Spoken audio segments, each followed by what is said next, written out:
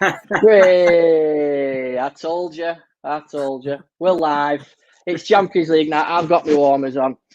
So I'm going the match. Well, I'm pretending to anyway. So there we go. Right, boys, the team news. The team news is in. I know, yeah. The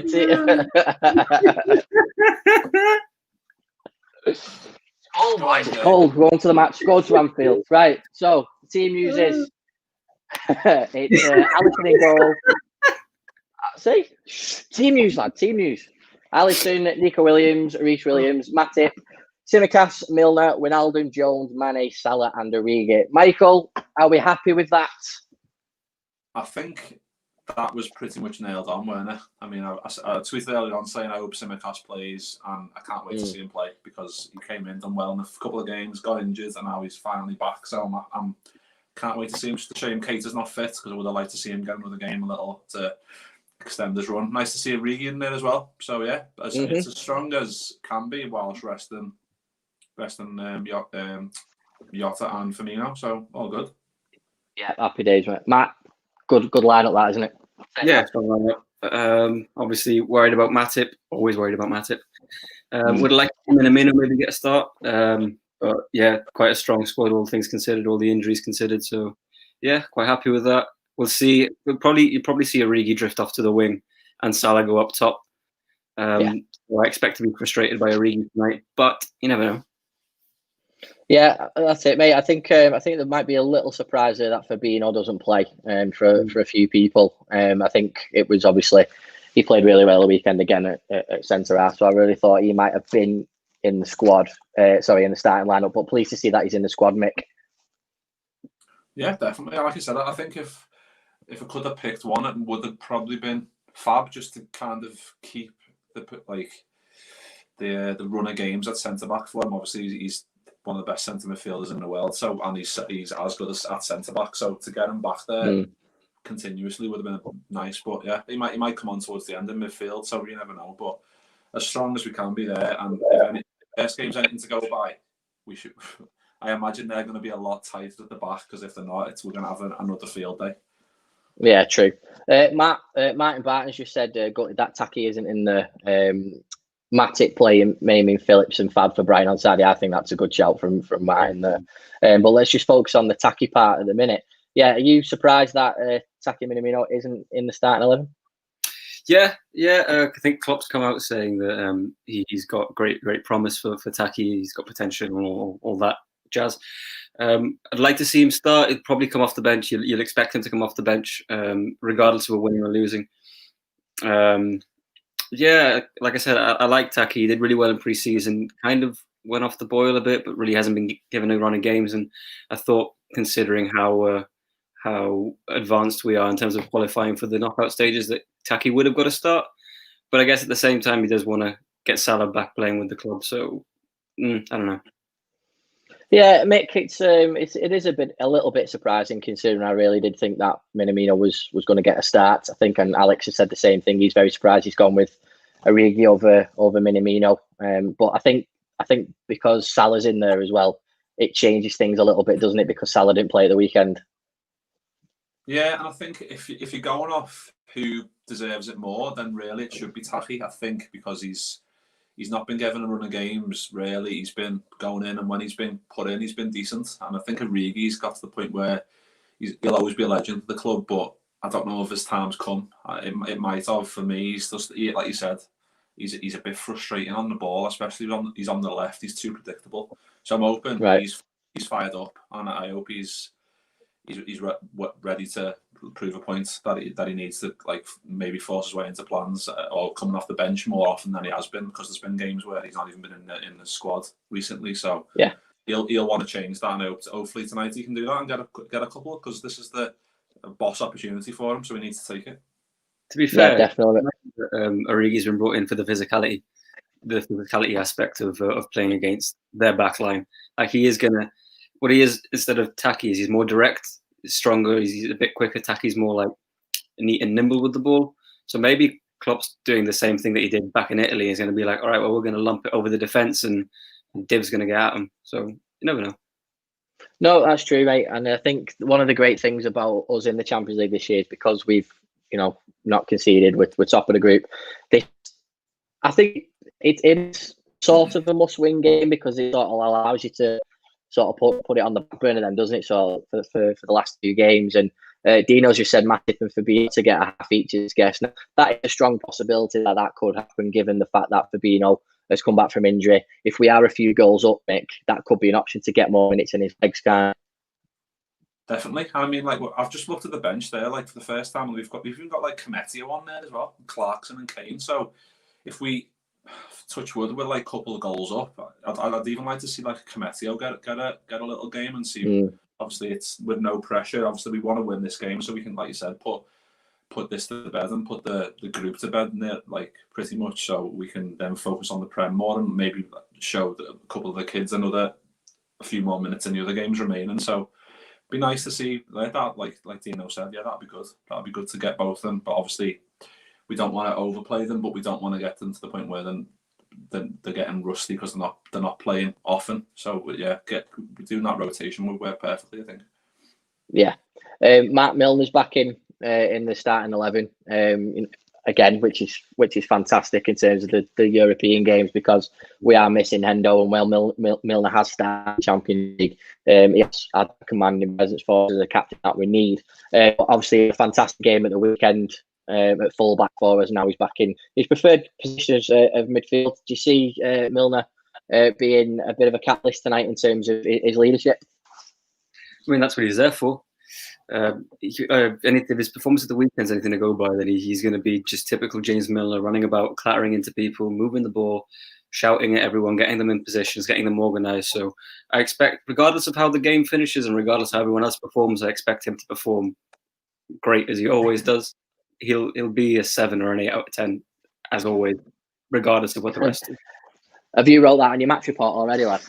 Yeah, well, we've got Milner hat-trick. Mick, left back, Tsimikas, made up. Happy. Really You've been dying to see him for weeks, haven't you? Yeah, well, I've watched obviously a couple of games he played in pre-season. He looks boss, like, just on the ball, quick, good recovery pace, got a good cross on him, good dribbler. Like, he's got all the qualities to be as good as Andy Robertson. Like, I'm not saying he's anywhere near as good as him, but he's a good copy of him in terms of if Robbo's injured or whatever, and we need someone on the left hand side, and that's why we brought him in, so we can rotate Robbo in games like this to give Robbo a rest, because he was top class in the last game. He was my man of the match, but in terms of we don't want to overwork him, so having this option's great. I can't wait to see Salah back as well. I made up Salah's back in. I mean, after all the messing around with coronavirus, and he could go ahead of Stevie in the all-time Champions League goal records. I think Stevie's on 21, so is he. So if he scores tonight, he goes top of that. So what an achievement that would be. Absolutely phenomenal. To be fair, that's going to be my next thing for Matt, was the fact that Salah's back in the side now, and I think he'll be jumping at the bit, especially after everything that's gone on over the international break. You know, there's always been things surrounding whether Klopp was pissed off with him, whether he was a bit naive in terms of what he did, with the wedding and face mask and all that. That's not for us to discuss really. But it's always great seeing Mo Salah back in the side, and especially the way we demolished these boys over in Italy. Tonight's the perfect opportunity for, like what Mick said, is to grab a few goals and overtake Gerrard in European goal scoring. Yeah, I mean, he is the man for the big occasion. So this is a big personal occasion for him. I do expect him to score. I don't think it's going to be as easy as it was in Italy, because if they come back having not learnt their lesson, then their coach needs sacking. But I'm always confident that Salah's going to get on the score sheet, especially with the high line that they play. So it's probably as safe a bet as you can make at the moment. He always does it in the Champions League. Yeah, definitely. Mick, right back, Nico Williams is back in the side. And again, massive test for him in Europe. I think the lad has done well when he came on the last couple of games in terms of what he's provided. And I think this is, again, it's a great opportunity for him to go like that to the naysayers, really, isn't it? Yeah, and to play alongside Reece Williams as well. Like, those two are going to be next to each other, I imagine, or unless Matip goes right hand side. But yeah, it's just having these kids in there, along with, like you said, like having Millie in there, it'll just be like talking them that way all the way through the game. Same with Alisson as well. So they're not going to be shy of getting a lot of instructions from all of the major pros you've got in there. So they'll be sounded along top class and experienced players in there. So I imagine they'll be sound. Like Neco Williams, I want to see him do well. I want to see him like we touched on the last one, like all that grief he got on Instagram or Twitter and whatever else because he made a bad tackle or whatever he did. I don't even know why he deserved it. I still don't know why, but I just want to see him get a run of games. Like obviously in these type of games, like I said, it's perfect for him to come in, and the pressure's not off, but it's at home with, like I said, loads of more experienced players in the team that can guide him through it.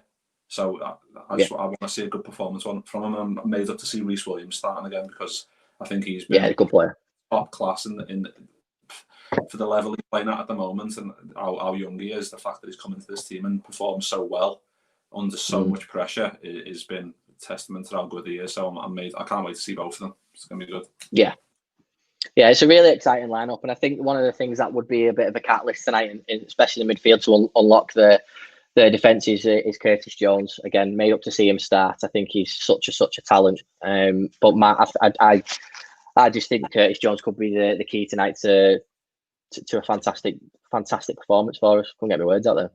If he played like he did against Leicester, then he'll excel. Like I said, I've been maybe not critical, but a bit harsher on Jones this season. Like I expected him to really kick on after last season, and I couldn't help but feel like a little bit disappointed so far this season. Like after all his performances, I felt like he could give a bit more. And then against Leicester, he just took the game by the scruff of the neck, and it was Leicester. Like that was supposed to be a tough game, and he just bossed it in midfield. So I'm expecting him to do the same today, especially considering that their game plan will change, but they're a team that has a lot of space, like just between the lines. And that's what he likes to operate. So I do think that he's going to get that space, he'll get that time, and he'll be able to do what he does best. Yeah, that's true. And Mick, I think Matt's just made a really good point, and to be fair, he touched on it earlier, is if Atalanta don't learn from the last game, then, like you said, the coach needs a good slap, really, doesn't it? So I don't expect this to be the thrashing that they got over in Italy, but I could be wrong. No, I don't. I'd be very surprised. Obviously, 5-0. It didn't even flatter us because we were just absolutely terrific on that night, and we just battered them. And like we said after the game with all three of us, we were like, why did they come prepared like that against a team who are counter-attacking and can just absolutely kill you in a space of 8 seconds or however quick, like in the blink of an eye, we can cut you to pieces if you're not on the ball. So I imagine we'll see a lot more reserved, but like you said, like Curtis Jones, this could be perfect for him because he is really good in those in between the lines, picking those passes and just looking for 1-2s, those little intricate through balls and stuff like that. And part of me always thinks, like with games like this, I always think, I wish we had like Harvey Elliott in there because I think he'd absolutely love it. Like he'd thrive on this.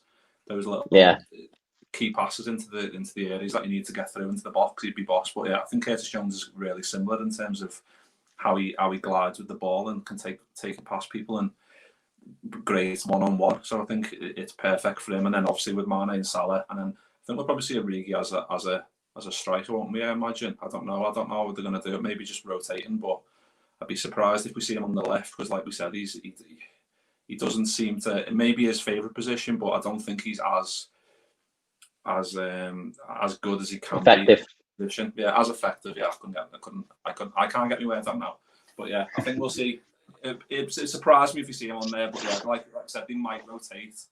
But if we can see him as a false nine and dropping in, or on the shoulder of defenders because he's got the pace to do that. It's just it may be a case like a Bobby where he just needs a bit of confidence. Like he's been out the team quite often and he's got quality, but it's just showing it and getting on the pitch and doing it. Because when he comes on for the last 10 minutes in games, I don't know about you, but I'm kind of like, why are we bringing Origi on when we could bring on a Minamino? Like it's harsh to say because all the good things he's done, but we want everyone to be playing exactly as Klopp wants them, and I don't think he does that. I think he stagnates.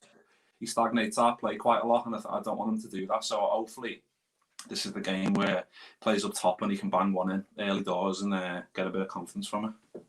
Yeah, exactly, mate. Well, I hope that's the case, mate. And we're on the show afterwards, and we're singing his praises because he banged a hat trick. So that'd be amazing. Score predictions, boys. So, Greg, nice to see you again tonight, mate. He'd be happy with a 1-0 win. I'd take a 1-0 win. You know what I mean? At the end of the day, win's a win. Clean sheet, that'd be good. But Matt, let's come to you first, mate. What is your score prediction for tonight? I think the game's going to be won or lost on our right flank, just because I'm not sure. I think with two youngsters playing right back and right centre back, which is where I'm expecting Reece Williams to go, I'll be shocked if Papu Gomez doesn't target that flank. Like, I will be genuinely shocked if they just don't overload that side. But I think they'll be able to handle it, and I'm going to go 3-1 win. 3-1, okay, no problem. Mick? Yeah, well, like Matt just said there, I think you usually see Millie maybe on the left of a three if Hendo was in the team, but because of, like you said, those two right-hand sided players, I think we'll see Millie on the right. Obviously, he played right back last game, so I imagine we'll see him over there talking those through the game and making sure that they're 100% being given. So I'm not worried about that area as long as Millie's in the vicinity, just willing to absolutely chop someone in half if we need him to. I'm going to go 2-0. I fancy another clean sheet, I'm going to go for a 2-0. Yeah, I do, mate. I fancy a clean sheet again tonight. I think 3-0 is my prediction for tonight. I do think it'll be tough, though. I don't think it'll be a 3-0 like you'd look at a 3-0 on paper and go, oh, yeah, we battered him. I think we might struggle to get that first goal. I have a feeling that we could get one late in the first half and another two in the second. So I do think it's going to be a tough game tonight. But as per usual, everybody, thank you very much for joining us. We appreciate the comments from Martin, from Greg, from Alex, from Dino, and some other fella who's just joined us. Don't really know his name. What's that say? Oh, it's Dan Moxon. Yeah, I remember him. Thanks for joining us, guys. And we will be here after the game finishes. So I'm going to put my scarf on. I'm going to put my hat on because it's cold. I'm going to walk the ground. I'm sick of embarrassing these two, but it's absolutely hilarious. See you all in a couple of hours.